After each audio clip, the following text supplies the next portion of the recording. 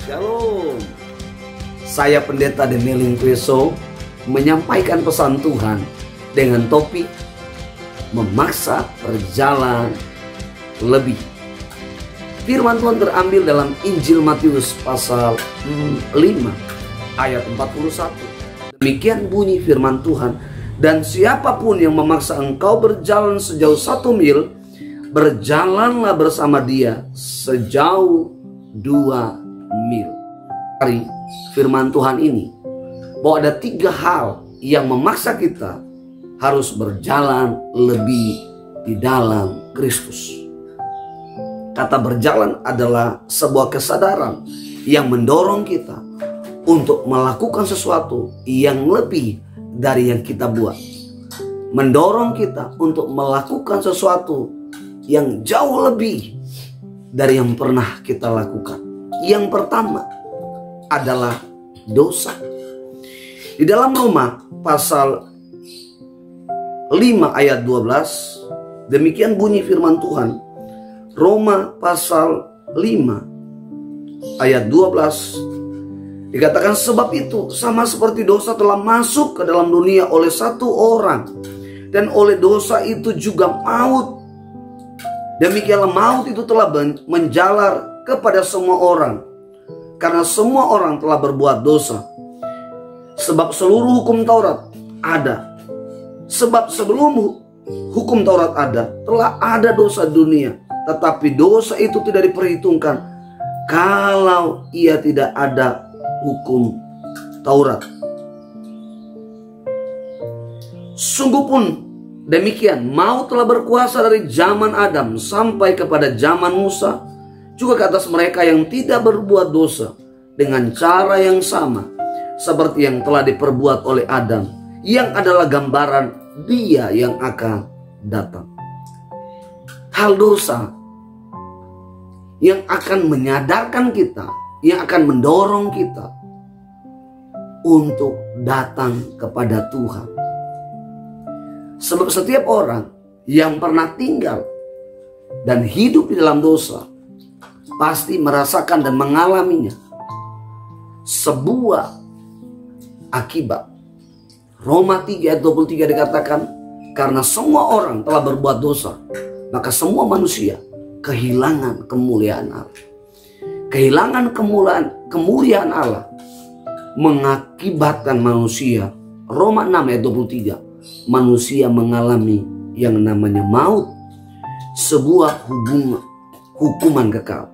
Mengalami hukuman yang kekal, mengalami sebuah konsekuensi yang sangat berat, yaitu di dalam kekekalan.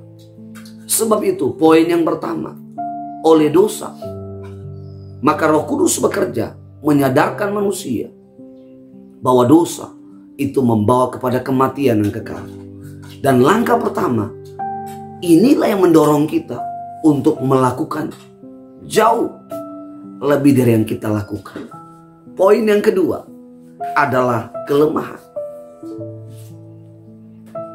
Apa yang mendorong kita untuk melakukan atau berjalan lebih, seperti kata firman Tuhan tadi, yaitu kelemahan. 2 Korintus 13 ayat 4, demikian kata firman Tuhan. 2 Korintus 13 ayat 4. Demikian kata firman Tuhan,